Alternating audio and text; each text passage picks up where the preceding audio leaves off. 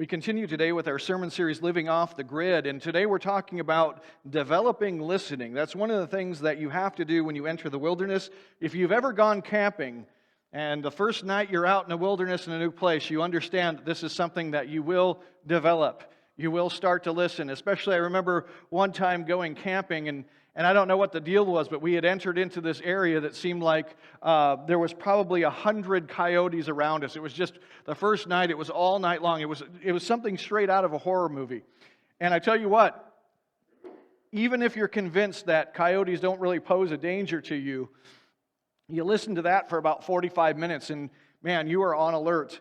And so the wilderness is this place where we develop listening. We're going to turn to Exodus today, chapter 20, verses 18 through 21. And remember that when we're talking about the wilderness, we're talking about that place where you're kind of in the unknown. It's the place that you have to go if you're going to grow. You have to get into an area that's new to you, that's unknown, that's not developed. And when you go into that place, that's where you meet with God. And Exodus chapter 20, starting in verse 18. Now remember, Exodus chapter 20 is famous for something very important. It's the place where we have the Ten Commandments, right? So you have this place where God is giving Israel the Ten Commandments, and this is really important. Remember that the Ten Commandments are not 10 arbitrary rules. They're not just 10 things that God came up with that He thought were kind of neat and interesting, and wouldn't it be fun to see if people can do them. The Ten Commandments are based on the character and nature of God. They're a revelation of who God is. And because we were made in His image, that's why it's important for us to follow these, to live up to these. And what happens is, remember that Israel has gone out of tyranny and slavery in Egypt, and they've gone out into the wilderness, and they've gone to Mount Sinai, where God is meeting with Moses, and God here is going to present the Ten Commandments to them, but there's a problem. And the problem is God is going to speak to the people of Israel audibly. They're going to hear His voice. There's already been all kinds of problems with Israel kind of doubting Moses and doubting God and those kinds of things. But we need to straighten some things out, God thinks, I think. And so He's going to let them know that He is speaking to Moses by letting them hear. So Exodus chapter 20, verse 18 says, "Now when all the people saw the thunder and the flashes of lightning and the sound of the trumpet and the mountain smoking, the people were afraid and trembled, and they stood far off. And they said to Moses, 'You speak to us, and we will listen. But do not let God speak to us, lest we die.' Moses said to the people, 'Do not fear, for God has come to test you, that the fear of Him may be before you, that you may not sin.' The people stood far off, while Moses drew near to the thick darkness where God was." So God is in thick darkness. He's veiling His glory. Now, I pointed this passage out for something interesting that you might have caught. Did you catch it? Moses says something fascinating to the people here. He says in verse 20, "Do not fear, for God has come to test you, that the fear of Him may be before you." Do not fear. God has brought you to a place where you're going to fear Him. We may get into that if we have time. If not, it's just going to have to be something that gnaws at you. So let's look at a few things today. We're going to talk about hearing and seeing. We're going to talk about the burden of judgment. And we're also going to talk about listening in the future. And we want to understand what it means to hear God. Because in the Bible, hearing means something really important. It's not just about, listening to music or hearing that thing that goes bump in the night. It's very important to understand what hearing means in the Bible. Now, in preparation for this, I was doing some studying of our senses this week. And one of the things that I ran into is that Microsoft has developed the quietest room in the world. Did you guys hear about this? The quietest room in the world. How many of you guys like a quiet room when you go to sleep? Anyone? Yeah, you like a quiet room, or maybe just anytime, just a quiet room. So apparently nobody can stay in this room for longer than 45 minutes, but I'd seen a comment somebody made online that a parent could probably try their best to beat that 45 minutes. Just give me some peace and quiet, right? So here's the thing. This room measures. So what are we at right now, Levi? Let's be quiet for a second. Do you have the decibel meter handy? Let's see what we are right now. We're going to be real quiet for just a second, and we're going to see how quiet our room is. So I will stop speaking right now. And Levi's taking a measurement right now.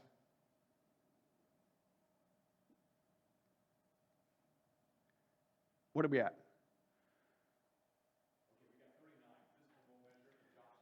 39. That's the lowest I've ever seen it in here. Usually it's something like, I think, isn't it like 60 generally? Yeah.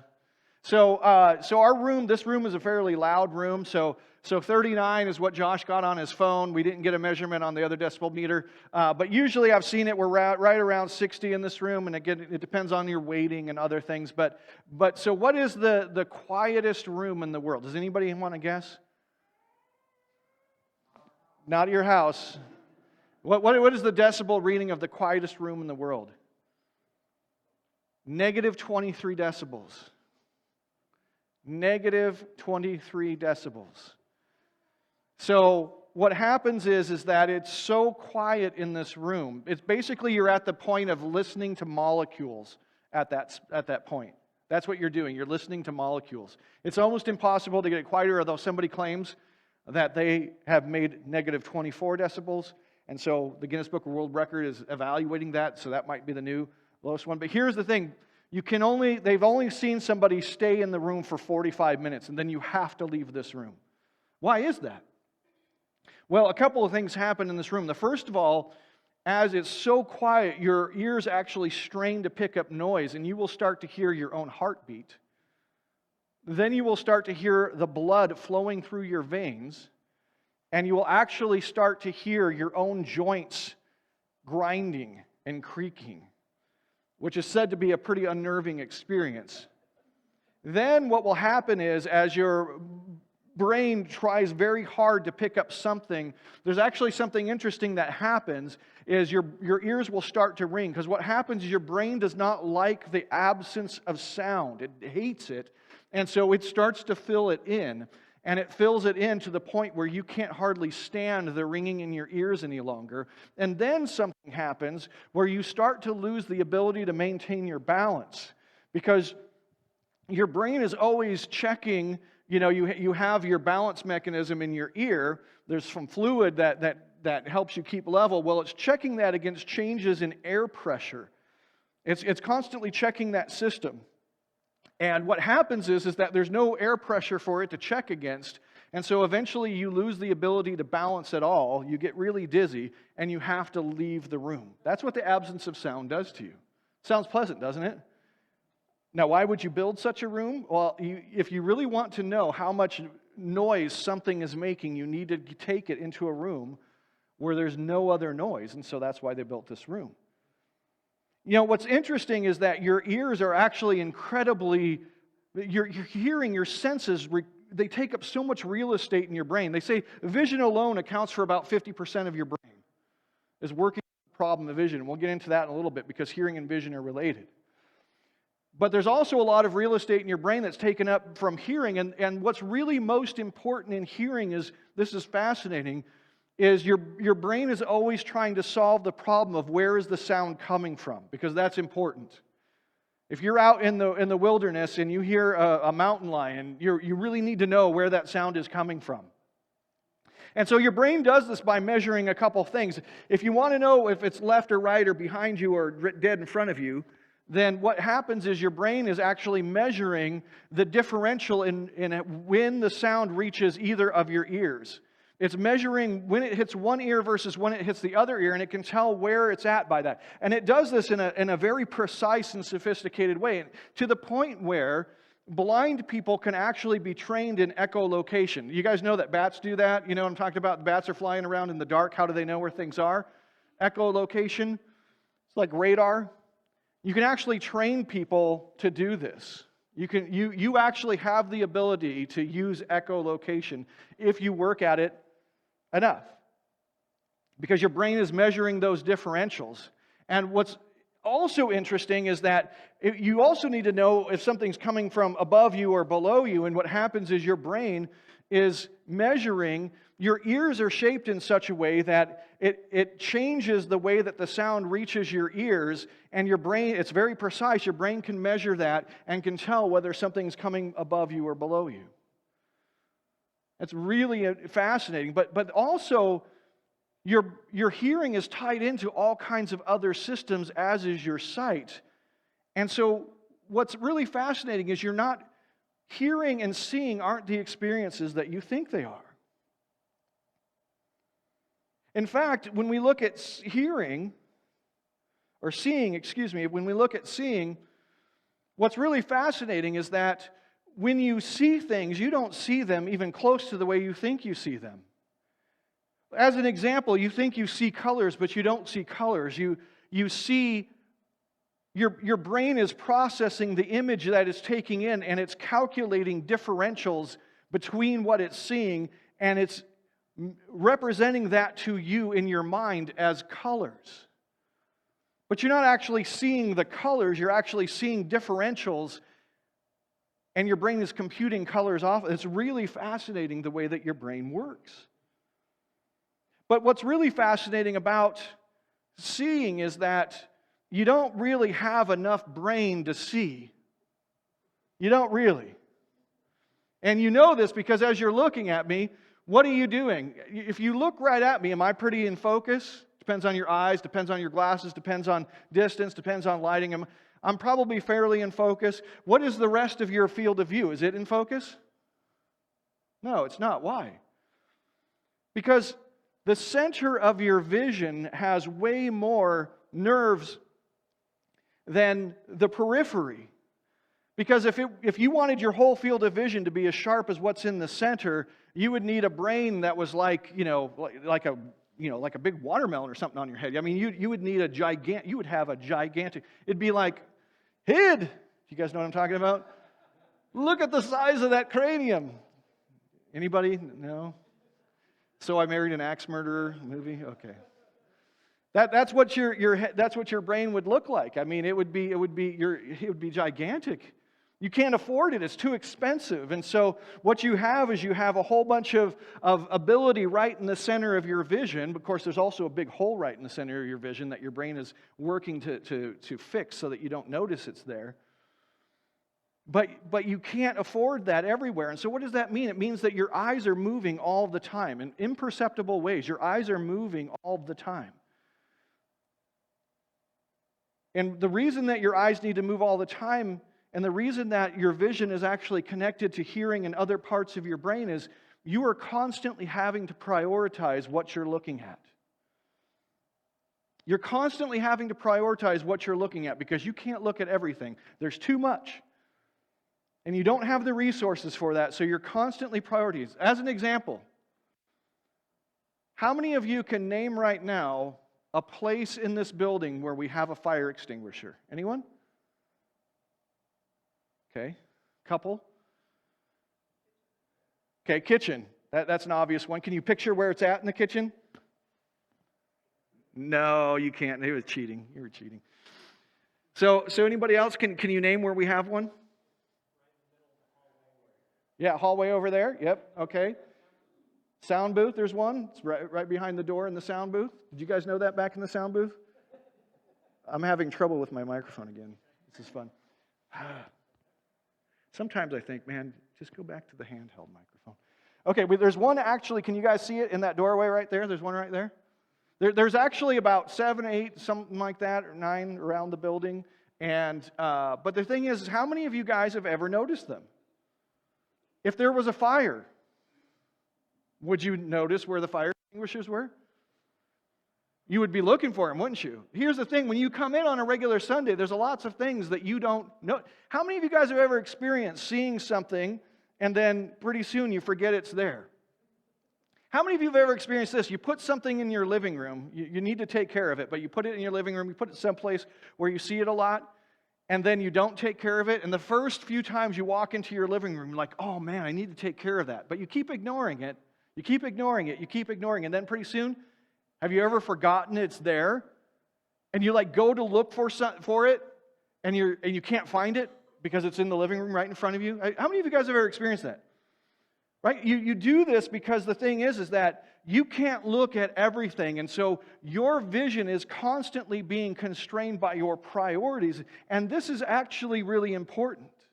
In 2 Corinthians chapter 5, verse 6 through 9, It says, "So we are always of good courage. We know that while we are at home in the body, we are away from the Lord, for we walk by faith, not by sight." Yes, we are of good courage, and we would rather be away from the body and at home with the Lord. So whether we are at home or away, we make it our aim to please Him.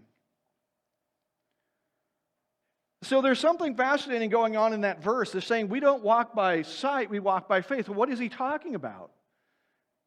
Is he saying that he doesn't open his eyes when he's walking? No, that's not what he's saying at all. He's saying that the course of my direction, the course of my life, you can think of your life as being on a path or a journey. The course of my life, it's not directed by my sight, it's directed by faith. And what we know about perception is this, is that really everybody operates this way. You see, because you can't look at everything all of the time, your brain is filtering out constantly all kinds of things that it's just going to ignore, and it ignores these things based on your set of priorities. And you have the ability to change that set of priorities. If a fire breaks out, I can guarantee you every one of us is going to find a fire extinguisher in this building. Because all of a sudden, that's our priority. But your priorities are set by you, and they determine what you see in the world. Because what happens is your brain then keys in on things at a subconscious level and says, look at this is a possible tool. Look at this is a possible obstacle. This is going to help you get to your right priority. This is going to help you or create a stumbling block for your priority. You see, here's the thing. If we had a fire in here, every one of us would all of a sudden change our list of priorities, and we'd be saying, where are the exits? Where are the fire extinguishers? Where's the phone? Do I remember the address so I can call 911? Like every one of our priorities would change, and then the world would become something different to us. But that's what's happening. We're running those programs all the time. Your priority in the world is not something that's manifest in the world. It's not something that's manifest in the world. It's something that is manifest based on your convictions and your beliefs. What you've decided, what you've thought about over and over again, what you've convinced yourself is the most important thing. I told you about those experiments that they did where they ask you to count the passes. You have a basketball team out on a court, you see a video, and there's a basketball team on the court, and they say, count the number of passes. And they'll say at the end, how many passes were there? And people will answer, there were 14, there were 15, there were 27, whatever passes. And then they'll say, did you see the gorilla? And most people don't see the gorilla. Why? Because their priority was to see the passes, and so that's what they saw, and their brain ignored the fact that somebody walked through the middle of the court in a gorilla suit, turned toward the camera, stood there for a second, and then walked off. So yeah, sometimes they wave their arms even, and walk, and people don't even notice it. Why? Because they're not looking for it. Because they haven't told their brain what the priority is. Now, here's the important thing. Our priorities are not manifest in the world. They're something that we create in our mind, but even that is something that's not exactly true. We don't exactly create them. They're revealed to us. And in the Bible, that is manifest in the idea of hearing. How many of you guys have seen a Save the Whales bumper sticker? Anyone seen a Save the Whales? Don't see it much anymore, man. Back when I was a kid, Save the Whales was a big thing, right? Free Tibet. Anyone see Free Tibet? How many of you guys were thinking about the need for Tibet to be free before you saw the bumper sticker? You weren't, right? You weren't thinking about Tibet. And then you go, oh yeah, Tibet, that should be free. And then maybe you get a Free Tibet bumper sticker. Why? Because you saw somebody else. Or you hear somebody talk about it. Or you hear, right? The idea is that this list of priorities is not manifested in the world. It's actually something that gets revealed to us and that we grab a hold of. And again, that's seen in the Bible. It's imaged in the Bible by this idea of hearing. You see, what happens is that these create for us a hierarchy of values I need to be a good person. Well, what does that mean? I need to be a good American. I need to be a good parent. What does that mean? Well, I need to give my kids are hungry. I need to give them food. And what happens is that we develop this list of what's important in our life, and then we look at the world, and the world then becomes a place that's either helpful to us in getting those priorities, or it's harmful to us in getting those priorities. The way that we see the world comes from a list of priorities that is revealed to us through a word. It's revealed to us through a word. Now, you might say, well, I just won't have a list of priorities in my life. Well, good luck with that. Good luck with that. You know, one of the things that's really interesting is Jesus says, I came to give you life and give you life to the full. Now, here's the fascinating thing is what they know about the way that our brains work is that you get feelings of wellness, of well-being in your life, of peace and joy and happiness by making progress toward that list of priorities in your life. When you get closer to those, you feel happy. When something happens that makes those harder, you get crushed. We were talking in our Sunday school class about the show. There's this show called Alone. Have you guys seen it? Where these people go out and they're trying to win $500,000. How many of you guys could figure out something to do with $500,000? Like if you thought really hard, you could come up with something. So these people are out there and they're trying to win $500,000. And in order to do that, they have to stay out in the wilderness on their own with just a few tools that they brought with them for as long as they can. They have to outlast everybody else. And so the big problem becomes getting food.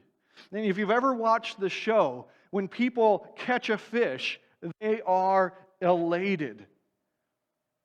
You've never seen somebody celebrate over something like even people who hate fish, and some of them out there hate fish, they celebrate like you wouldn't believe when they get a fish.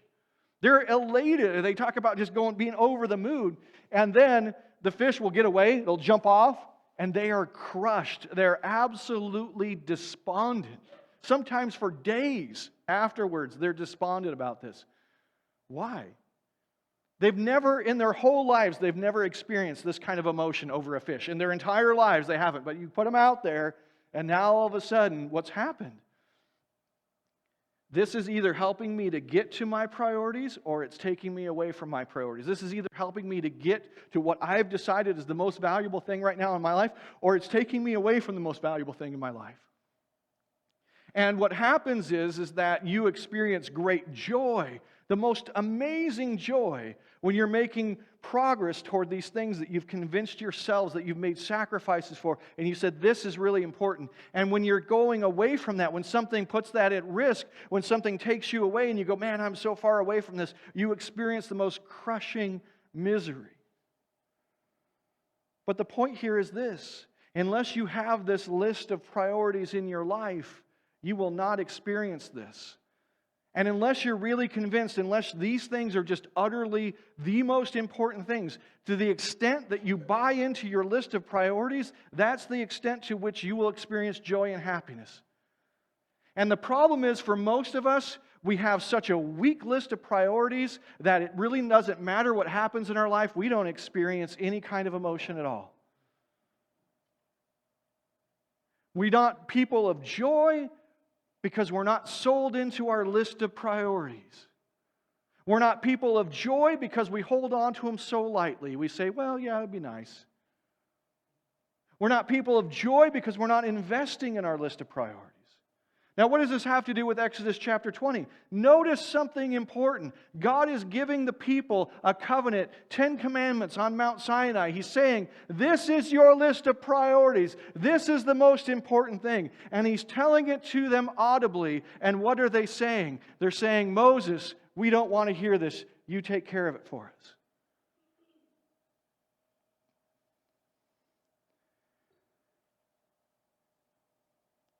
So we have this problem. And the problem is that a list of priorities can bring us joy and happiness. It can also crush us when we're not making progress toward it.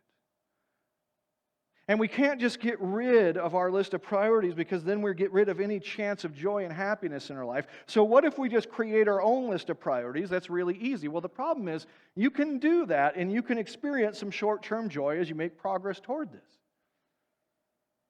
You can say, I want to be the person in the world that has the greatest part in their hair. I'm going to be in the Guinness Book of World Records with the greatest part in their hair. And I'm going to, and hey man, you can do that. And if you achieve that, I don't know how you would, you achieve that, maybe you part your hair over and over again, you spend a lot of time thinking about it, meditating on it, parting your hair, and you get to the point where you've got the greatest part, and people say, that is the most amazing part I've ever seen in your hair. Here's the thing, you will get some joy out of that. The problem is that you will not experience long-term joy from that. And the reason for that is that there's a lot of things wrong with that list of priorities. And one of the biggest that you'll find is that the list of priorities that you create needs to bless you in the long term. And the list of priorities that most people create will not bless them, but will become a greater and greater burden to them as they go on. You see, the list of priorities that most people create will create a bigger and bigger and bigger version. So they'll experience some positive emotions at the beginning, but over the course of their life, it will catch up with them. Well, let's talk secondly here about the burden of judgment. Because here's the thing, we create this list of priorities, or God creates it for us, He reveals it to us. And so then what happens here is that in Exodus chapter 20, the Israelites say, well, we don't want to hear this anymore. And the reason for this is because your list of priorities, it's also, we could call it your ideal. Your ideal is always the judge of you. It's always the judge of you. Because here's the thing, you're going to experience a lot of times more setbacks than you do successes. So here's the thing, the people that go out in that TV show Alone, and they want to, in their lives, they want to pursue, they've now created this thing where their most important priority is staying out for a long time, winning the $500,000. And so they create that priority. And here's the thing, most of the time, are they going to make steps towards that or steps away from that? Away. Most of the time, most days, most times they try fishing, most times they try hunting, most times they will experience failure. And that failure brings shame on them, and that shame eventually overpowers them. And that's what happens to most contestants, is they quit because they cannot handle the shame any longer.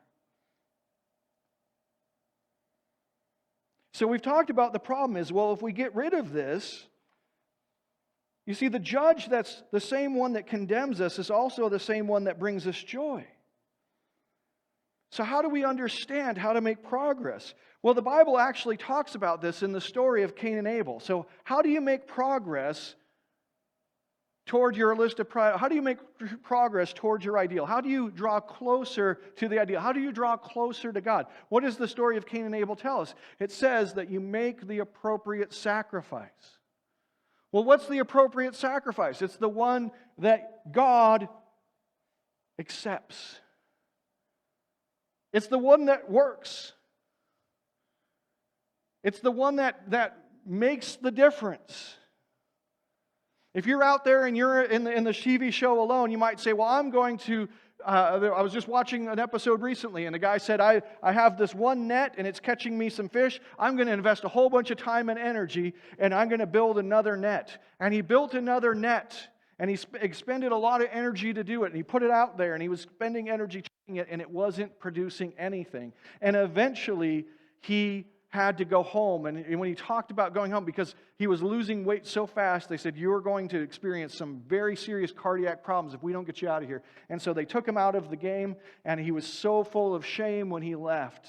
Now, we as the viewers go, man, you don't have anything to be ashamed about. You can't tell that to the guy as he's going home and having not reached his goal. He's going to experience it. And he said, I made the wrong mistake. I made the wrong investment. I made the wrong sacrifice.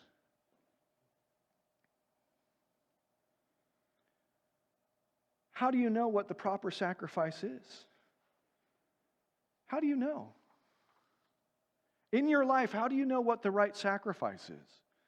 You have your list of priorities. You hopefully you're following. How do you know what the right sacrifice is? Well, you listen to God. You see, this is why listening is so important. You listen to God. You know what? In Exodus chapter 20, you know what God was doing for the Israelites? He was saying, you and I are going to be one. I'm going to be your God. You're going to be my people. Now, here's a list of the things that you must sacrifice. Here's what the acceptable sacrifice looks like. You know what? You got to give up lying. You got to give that up. You can't, unless you sacrifice lying, you can't be close to me. You got to give that up. Murder, you got to give that up. I know there's people out there, man. I know I'm God. I experience everyone. I know that there are people out there. You've got to give up murder. You've got to give it up. And he goes through, and basically what he's telling them is this is what the appropriate sacrifice is. This is what you've got to do. If you don't do this, you cannot make progress toward me. In fact, what Jesus says is you've got to deny yourself, you've got to take up your cross, and you've got to follow me. What's the appropriate sacrifice in your life? It's to be like Christ. It's to give up everything in your life except what you see in Christ. And you may say, that's an expensive proposition. That's an expensive proposition. It is. That's why it's called giving up your life. It's an expensive proposition, but what are the alternatives?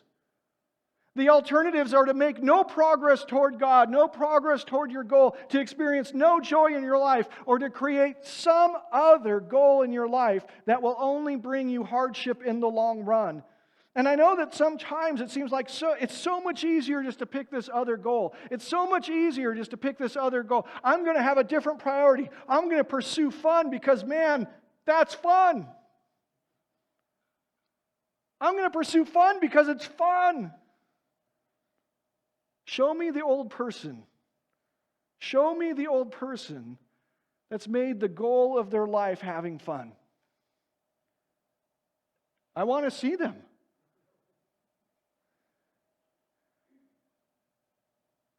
How many of you guys have ever experienced that in your life?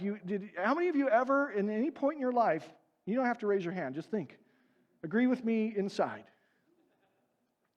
Have ever made, at any point in your life, fun the goal? How did that turn out for you? It's so great at the beginning, isn't it? It's so great at the beginning. And man, it doesn't take long for it not to be great at all. And you know what the thing is that the sacrifice that you have to make is always in the place that you're not going to look. And that's why you need God to tell you where it is. Because you're not going to look there. Do you think that if the Israelites came up with a list, imagine you didn't know anything about God, anything about Christianity, are the 10 Commandments going to be the list that you come up with? You're not going to look in the right places. You have to have God tell you. You have to have Him reveal to you. That's the work of the Spirit in our lives, is to reveal where it is that we need to make the right sacrifices.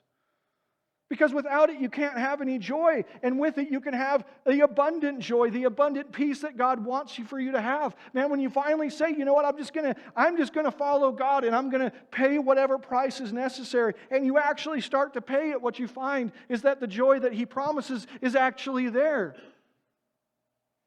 And if you get caught up again with taking on some other priority, you're going to go, why? After a while, you're going to look back and say, why did I give this up? I should have kept going.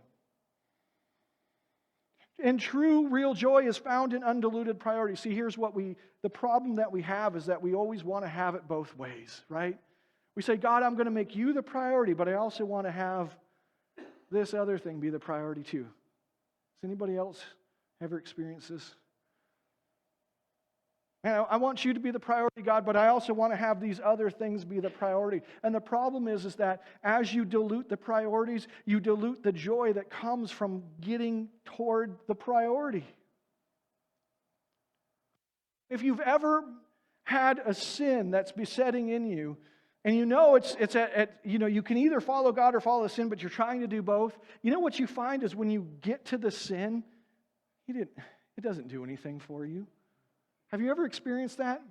And I remember one time as a kid, I've told this story before, at the grocery store we went to, they had these garbage cans full of like different seeds and nuts and different things like that. And I remember as a kid, I thought, oh man, I want one of those. Because I'd asked my parents, can I have a sunflower seed, or can I have a peanut, or can I have one of these? And they'd be like, no, we're not getting those, we're getting other stuff. We were poor, okay? And so I remember stealing one once. And when I ate it, I felt sick to my stomach, not because there was anything wrong with the peanut, but because I felt so bad. The thing is what it does is it makes you not feel good about getting any of your priorities. True joy is found in those undiluted things when we make God the thing that we're seeking.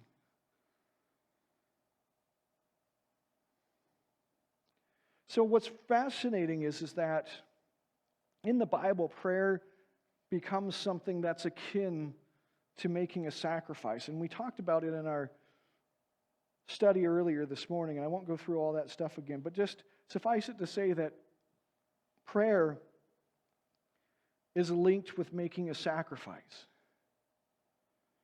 And what's really fascinating is in the prayers that we often pray, you can't really see that because we don't always pray. I don't want to say we don't pray good prayers. I'm saying we pray, let's call it immature prayers a lot. So let's look at Ephesians chapter 3, verse 14 through 19, and hopefully I'll help you to see what I'm talking about. So a lot of times when we pray for things, and it's not bad to pray for things that are like, my aunt is sick, or my dog died, or those are things that are fine to pray about. But there are also some things that we need to pray about that go maybe a step up from those things. And what I mean by this is that if what's at the top of the priority list, if what's at the top of the hierarchy is God and a relationship with Him, then that means that we need to spend time praying about Him as well as all the smaller things. I would never suggest that you don't pray about smaller things, and please don't hear me saying that now because that's not what I'm saying. Pray about those smaller things. But make sure that you're also praying about the things that are higher up on the list of priorities. And I wanted to show you that's exactly what you see Paul doing all the time. In fact, most of his epistles contain prayers, and his prayers are really amazing. In Ephesians chapter 3, we're going to read verse 14 through 19, and this is just an outstanding prayer. It says, "For this reason I bow my knees before the Father, from whom every family in heaven and on earth is named, that according to the riches of His glory He may grant you to be strengthened with power through His Spirit in your inner being." Is that important? "So that Christ may dwell in your hearts through faith, that you, being rooted and grounded in love, may have strength to comprehend with all of the saints what is the breadth and length and height and depth, and to know the love of Christ that surpasses knowledge, that you may be filled with all the fullness of God." What is he praying here? He's praying, I want you guys to know how deep the love of Christ is in you. Why? Because you need to know the surpassing glory of who God is. You need to be united with Him. You need to know how much His love is for you. You need to, above anything else in your life, you need to know how much God loves you, how powerfully glorious is His mercy towards you. You need to know this. Now, there's a lot of important things to be praying for, but we can't forget to pray for the things that are at the top. Why? Because in praying, you don't just talk to God. You also listen to God. And so when you're praying a prayer about knowing the glorious love, the riches of His grace, you need to listen to say, well, what kind of sacrifice do I need to make to know this? What kind of sacrifice is necessary so that I can come to understand this? What's keeping me from knowing this? What's keeping this from being real? What's keeping this prayer from being answered? You see, prayer is like a sacrifice because Because you need to know what to sacrifice to move forward toward the highest thing in your life. And if we're not talking to God and we're not listening to God, then we won't know what to sacrifice. And we'll miss out on the joy that He has for us. We see this other side of prayer in David, in the psalmist here in Psalm 139, verse 23 and 24. It says, "Search me, O God, and know my heart. Try me and know my thoughts, and see if there be any grievous way in me, and lead me in the way everlasting." What is he saying? He's saying, look at my heart, God, and help me find out anything that's getting in the way of you, so that I can reach my goal, so that I can make progress, so I can experience the joy of the Spirit in my life.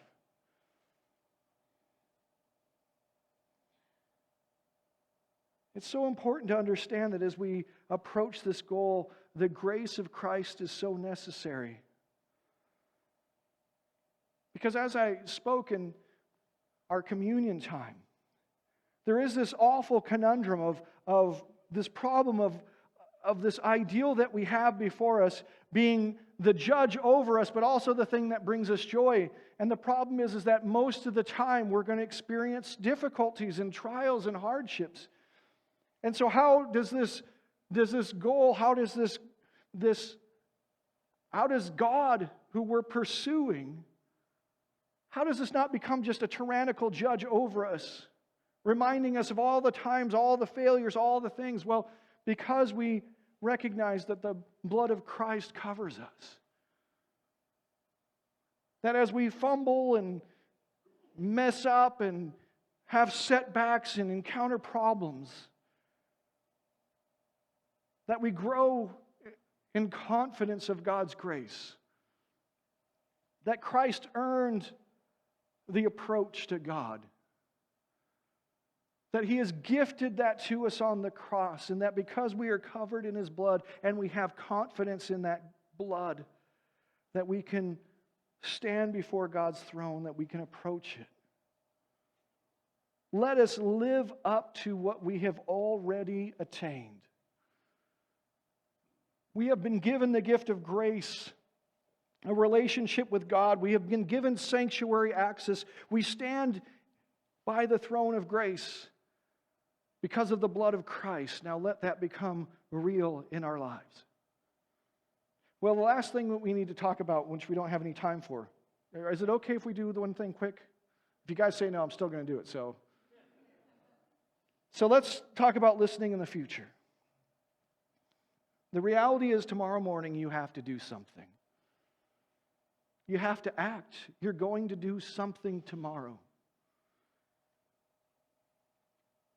And that thing that you do tomorrow is either going to bring you closer to your ideal, or it's going to bring you farther away from your ideal, or it's going to be to establish a new ideal that you think is easier or more at hand. If you've ever let a rabid raccoon live in your guest room, you will know that they do not make very good guests. Why? Because they don't have a very good set of ideals. And their ideals are not very forward-thinking. Animals create chaos. And they create chaos for their future selves.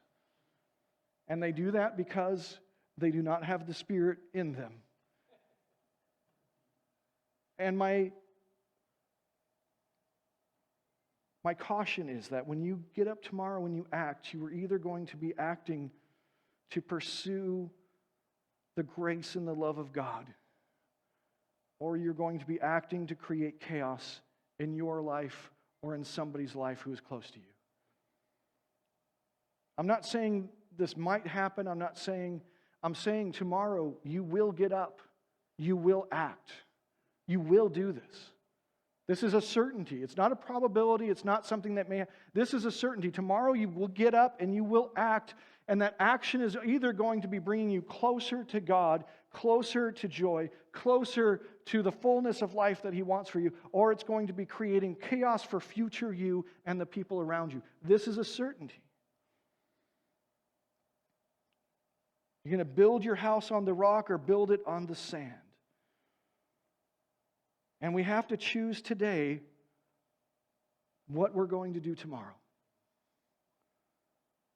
The blood of Christ beckons us to listen to the grace of God, to make Him our pursuit. Don't miss out on the joy that can be found.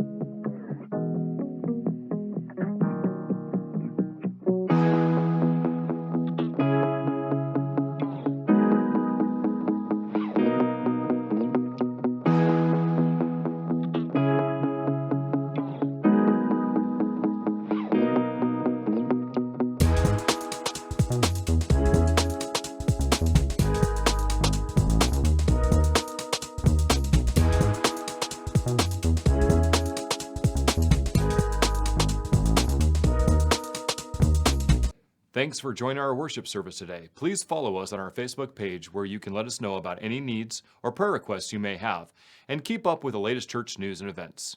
You can also check out all of our past lessons and other videos by visiting our YouTube channel. At First Christian, we strive to be the presence of Christ in the world by helping others to believe in God's love for them, to belong to this church, and to become like Christ in their lives. If you would like to support us in our ministry, you may do so by giving online through our website at www.fcct.org